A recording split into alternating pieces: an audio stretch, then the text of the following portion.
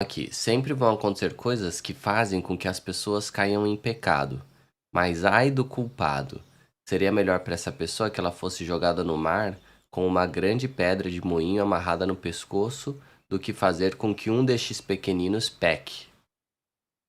Então, uma coisa é assim, coisas que fazem com que a gente caia no pecado, né? Coisas que tem aí de tentação para nós mesmos.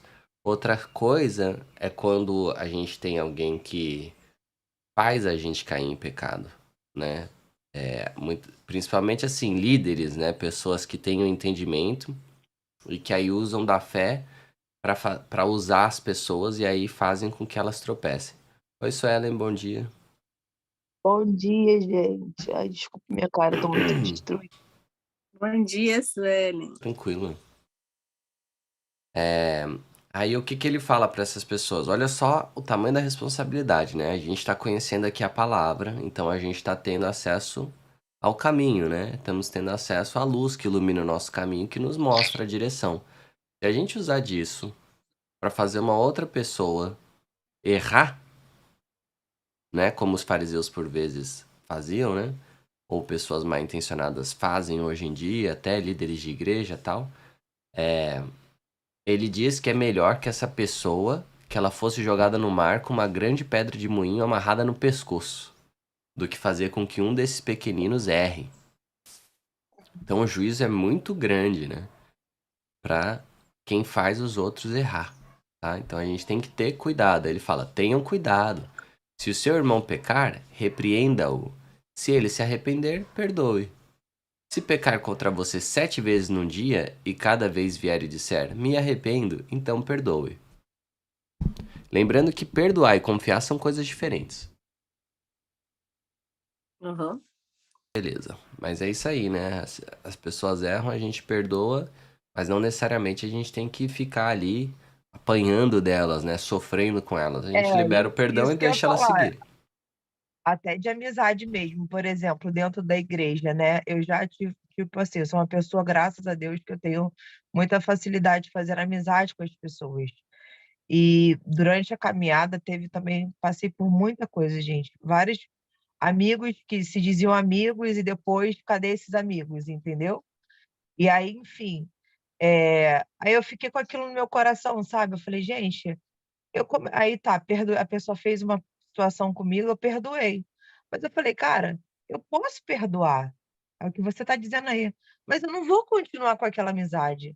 Eu não vou permanecer no mesmo arraial, no mesmo lugar, entendeu? Eu não sou obrigada. Então é melhor evitar, como você falou, rede social. Por exemplo, a gente tem Instagram, Facebook, sei o quê, né? Ainda mais acontecendo essas coisas aí. Cara, eu perdoo, vou continuar amando de verdade, mas eu não posso compactuar, entendeu? É o que você falou, continuar convivendo com certas situações. Total. E ele ainda fala, ó, se o seu irmão pecar, repreenda-o. Se ele se Uhum, arrepender, perdoe. exatamente. Ótimo. Então, beleza. Seguindo. Os apóstolos pediram. Ah, e quantas vezes perdoa? Continua perdoando. Se pecar contra você 7 vezes num dia e cada vez vier e disser me arrependo, então perdoe. Né? A pessoa que se arrepende, a gente Desculpa, libera Daniel. perdão. Uhum. Daniel, desculpa. Fala para mim onde é que você está, Lucas? É Lucas 17 hoje, 17, tá? Obrigada. tá? Imagina. Aí agora a gente tá no versículo 5. Os ap... Versículo 5. Isso.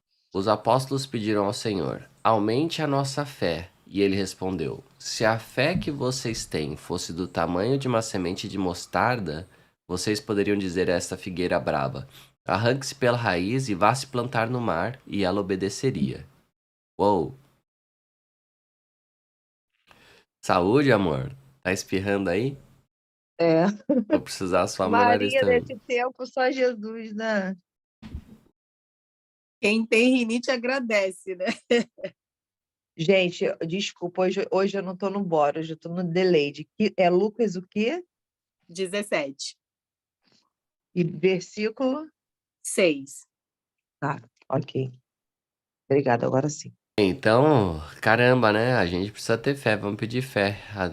a Deus, né? Ó, se a gente tiver fé, ó, se a fé que vocês têm fosse do tamanho de uma semente de mostarda, vocês poderiam dizer a esta figueira brava: arranque-se pela raiz e vá se plantar no mar, e ela obedeceria. Fé é acreditar, né? Uhum. Acreditar, a gente trabalha porque a gente acredita que vai ganhar dinheiro. A gente trabalha sem ganhar o dinheiro. A gente trabalha na fé de que vai ter a recompensa, né? Isso aí. E a fé, ela não é em qualquer coisa, né? A fé. Eu tenho fé que trabalhando vou ganhar dinheiro, beleza, trabalho ali.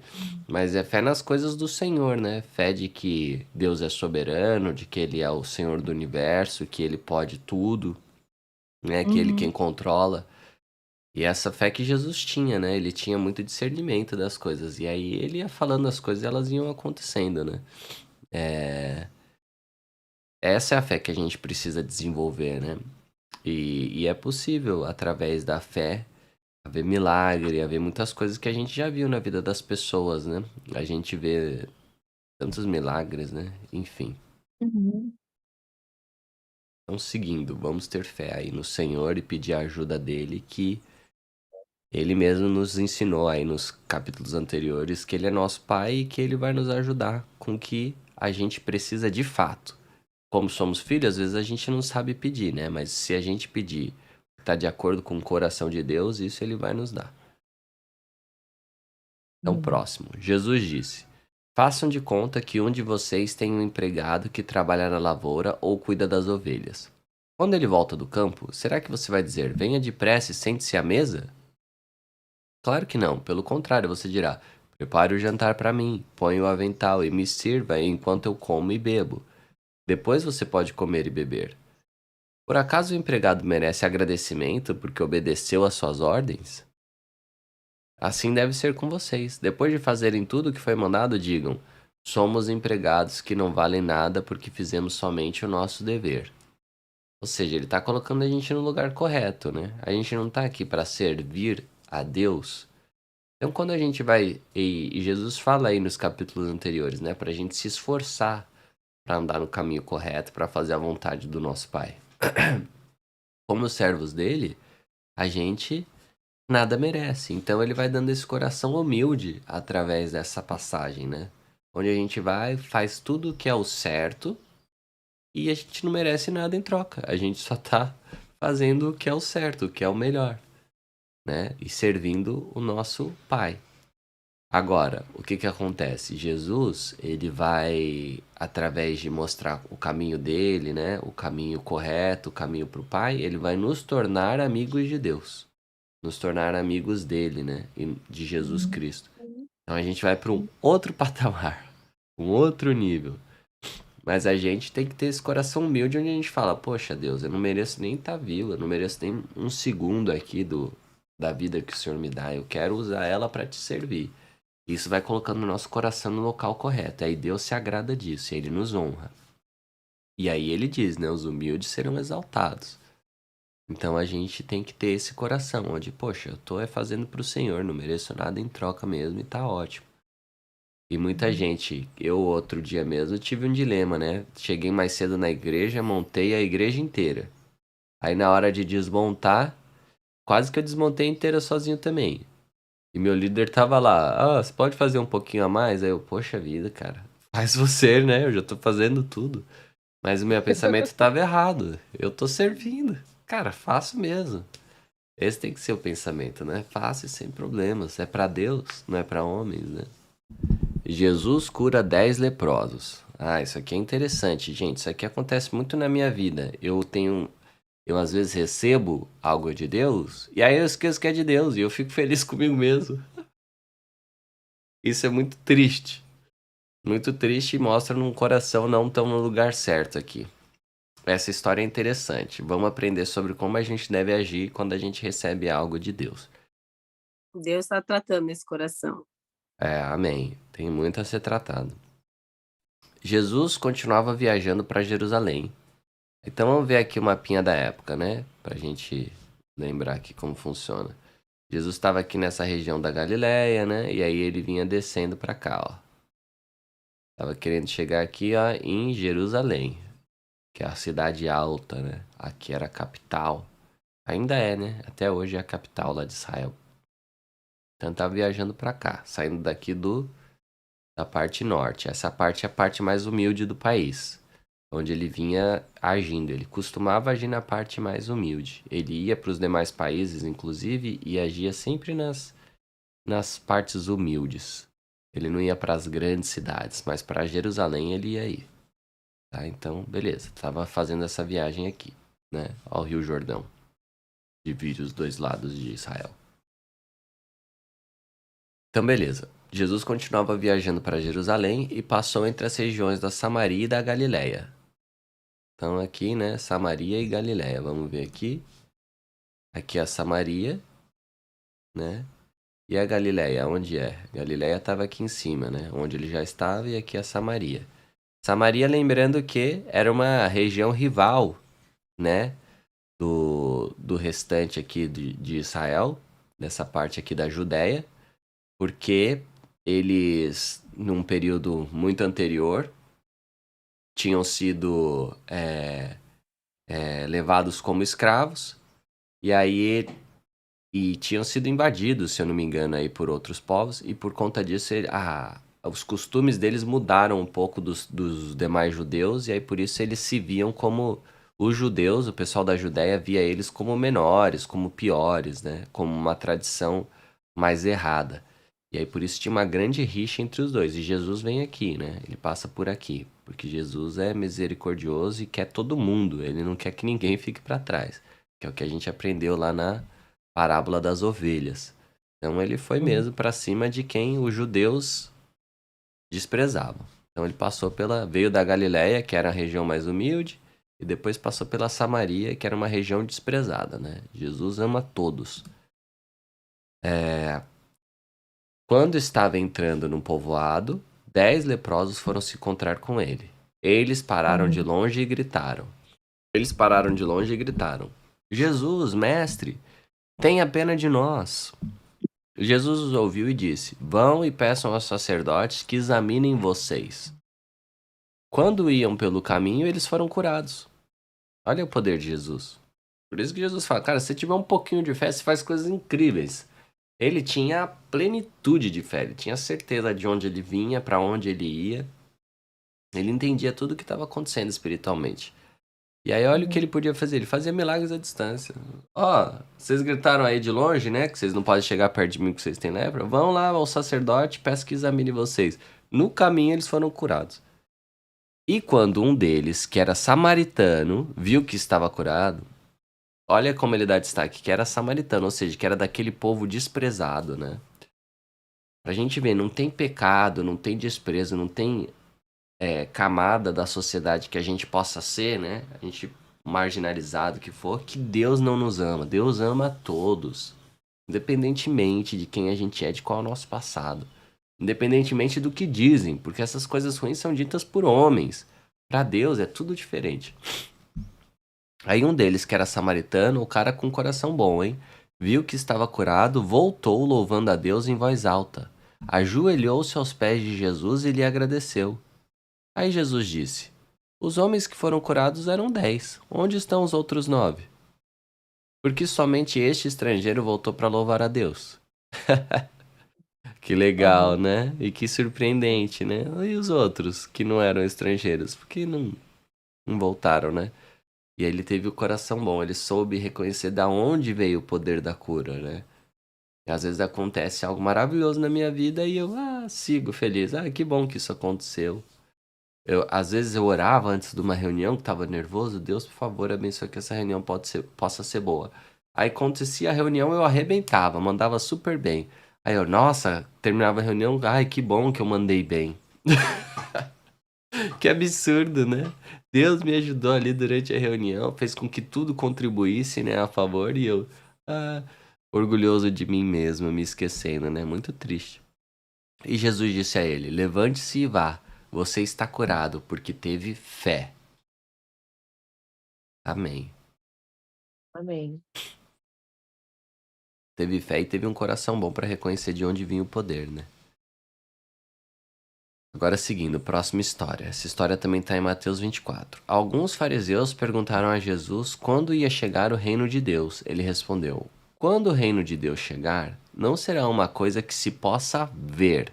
Ninguém vai dizer, vejam, está aqui ou está ali, porque o reino de Deus está dentro de vocês. Essa é a grande chave.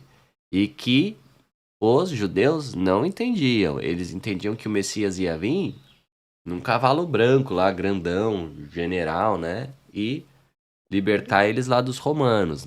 Na época tinha o Império Romano, lembrando aqui, ó, mapinha do Império Romano. Europa, né? Espanha, França, Itália. E aqui, ó, a Judéia, que é o norte da África, certo? E aqui é a Judéia, onde estava Jesus. Síria, Judéia, né? Jesus estava aqui em toda essa região.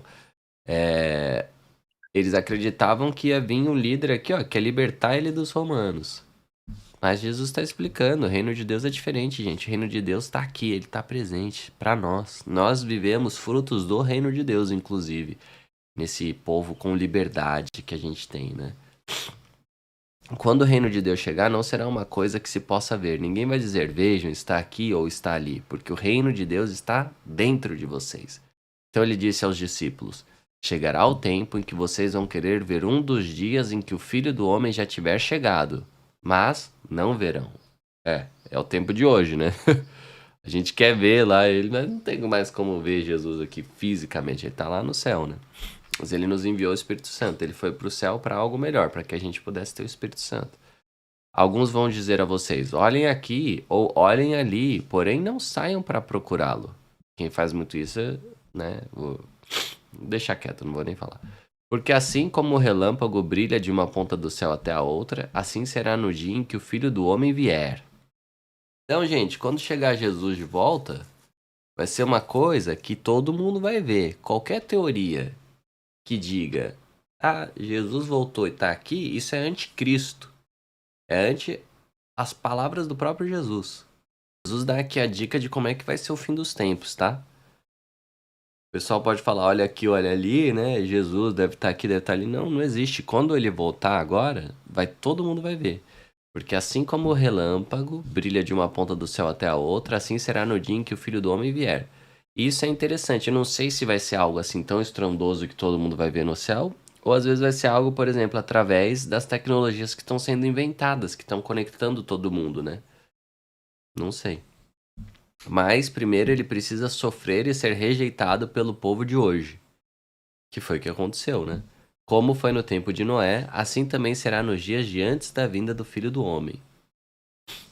Todos comiam e bebiam, e os homens e as mulheres casavam, até o dia em que Noé entrou na barca. Depois veio o dilúvio e matou todos. A gente vai estar lá distraído, né? Isso aqui está em Gênesis 7. A gente vai estar lá distraído, alguns, né? Outros vão estar preparados e vão estar entrando aí na barca, né? Então vai vir o tempo do dilúvio e ó, pau. Assim vai ser o fim dos tempos. A mesma coisa aconteceu no tempo de Ló. Todos comiam e bebiam, compravam e vendiam, plantavam e construíam. No dia em que Ló saiu de Sodoma, choveu do céu fogo e enxofre e matou todos. E tem uma coisa interessante sobre isso, lá na cidade de Sodoma, tá? Tem enxofre, tá? Tem material de enxofre no chão. Posso abrir esse vídeo aqui pra vocês e depois mandar lá no grupo. Israel com Aline. Enxofre, Sodoma. Enxofre é uma propriedade aí química que você vai encontrar em regiões onde tenha vulcão próximo. Porque aí o vulcão solta lá a lava e tal, e aí tem enxofre ali dentro. Só que não tem vulcão próximo de Sodoma. Como que explica isso? Não tem explicação científica, simplesmente não tem. É só uma prova de algo que aconteceu lá na época de muito Ló. maneiro. Animal, né? Lá na época de Abraão. E muita gente acredita, não, Abraão é mitologia judaica. Isso aí é invenção para poder passar um princípio. Isso é mentira, é história. E aí hoje em dia, graças à ciência, à arqueologia, coisas vêm sendo provadas. Isso é uma das provas.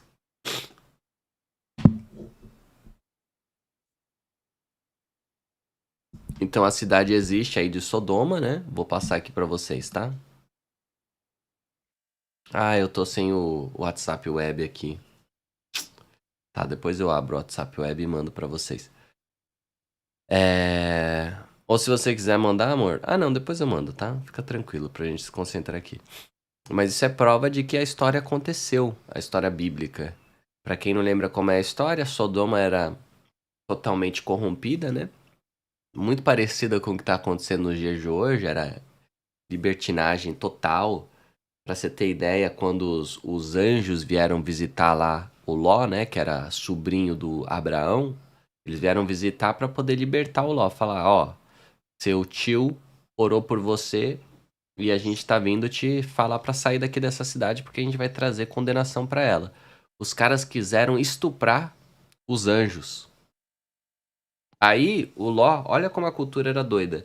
O Ló falou assim: não, não, em vez de vocês pegarem os anjos, que são meus convidados, né, que estão aqui na minha casa, levem as minhas filhas virgens. Olha a solução que o cara deu: levem minhas filhas virgens no lugar. Mas aí os anjos, né? Assim, eram 3 anjos, né? A gente pode imaginar que era o Pai, o Filho e o Espírito Santo ali encarnados falando com Ló, né? É interessante que eram 3, né? Aí, isso é um ponto de vista cristão. Os judeus não vão ver dessa forma, obviamente, né? Porque eles não acreditam em Jesus como o Messias. Mas, enfim. Aí, eles colocam lá o poder deles em prática e cegam aqueles caras e aí eles ficam perdidos lá e não conseguem fazer nada. Mas, enfim, aí depois, o que que acontece? Tira lá o Ló de lá, junto com a família, e começa a descer fogo do céu, que é esse enxofre. Entendeu? Aí começa E a descer. a esposa de Ló vira uma coluna de sal quando ela olha para trás com saudade de lá, né? Então, Feito. eu entendo que também as pessoas que ficam apegadas, né, às coisas do mundo. Totalmente. Totalmente. E a gente não pode ter esse apego. Nós não somos daqui. Nós estamos aqui de passagem. Esse é o nível 1 do nosso jogo. Tem no mínimo o nível 2 aí pra gente jogar. Esse já foi prometido. Provavelmente é só o nível 2, que depois é a eternidade. E aí na eternidade é um nível 2 maravilhoso aí, com todas as coisas que a gente já conversou um pouquinho a respeito, né? É, isso aí. Então, no dia em que Ló saiu de Sodoma, choveu do céu fogo e enxofre e matou todos. Não tem como ter enxofre nessa região, e tem. Interessantíssimo, que não tem vulcão lá. Como Deus faz as coisas perfeitas, né? E quão mais bem-aventurado, né? Quão mais lindo são os que creram, independente dessa prova. Hoje tem prova arqueológica. E tem gente que quer não crer, né? Mandei pro irmão da Mara, ele é bem cético. Ele falou: não, tem que ver qual que é a explicação científica pra isso. Cara, não quer acreditar mesmo, né? A ciência tá provando pra você, tá esfregando na sua cara, ele vai buscar algum outro cientista X, que é um antideus aí, que vai dar alguma explicação nada a ver. Mas beleza. Assim será o dia em que o Filho do Homem aparecer. Gente, temos que estar preparados. Aí quem estiver em cima da sua casa, no terraço, desça e fuja logo. E não perca tempo entrando na casa para pegar as suas coisas. E quem estiver no campo, não volte para casa. Aí aqui o que a Mari citou. Lembrem da mulher de Ló. A pessoa que procura os seus próprios interesses nunca terá a vida verdadeira. Mas quem esquece a si mesmo terá a vida verdadeira. Ele frisa muito isso, né? É, muito importante. É, gente, vamos correr atrás dos interesses de Deus. Naquela noite, 2 pessoas estarão dormindo numa mesma cama. Eu afirmo a vocês que uma será levada e a outra deixada. 2 mulheres estarão moendo trigo juntas. Uma será levada e a outra deixada. Naquele dia, 2 homens estarão trabalhando na fazenda. Um será levado e o outro deixado. É daqui que o pessoal tira a ideia de arrebatamento, né? É. Mas isso aí a gente pode entender de algumas formas. Ou arrebatamento ou o juízo final, né? Enfim. Então os discípulos perguntaram: Senhor, onde vai ser isso? Ele respondeu: Onde estiver o corpo de um morto, aí se ajuntarão os urubus. Hã? O que ele quer dizer com isso, gente? Tá dizendo aqui que é um provérbio enigmático que sugere a proximidade do fim. Se alimenta de cabeças, né? Onde tem restos mortos, assim, o urubu fica, né, se alimentando. Não deu para entender nada, Jaque. Estão escutando agora? Estão escutando? Sim. Pode falar. O urubu se alimenta de carniça, né? Geralmente, quando tem restos mortos, algumas coisas assim, o urubu fica ali, né? Entendeu? Despacha essas coisas de macumba, que trabalha com animais, com restos, assim. Você pode ver, o urubu está sempre, como é que se fala ali, em cima daquilo, se alimentando de restos, né? Nossa, isso é verdade. É nas macumbas que o pessoal deixa ali na praia, fica um monte de urubu em volta. Bem, é isso. Eu confesso que assim, não entendi o que Jesus quis dizer com isso, né? Onde estiver o corpo de um morto, aí se juntaram os urubus. Para mim, corpo morto não tem mais vida. É o tempo do fim. Tá chegando o fim. Igual a gente falou. A gente crê na eternidade. Eu sei que para mim isso aqui é uma passagem. Mas quando você morreu, acabou. Se você não fez nada aqui, a vida é uma só, entendeu? Se eu morrer aqui agora, se botar meu corpo ali na praça, vai demorar 2, 3 dias, decomposição, o urubu vai ficar ali, vai juntar um monte de urubu em cima de mim, entendeu? A realidade é essa, né? São sinais que indicam o fim do final, né, de tudo.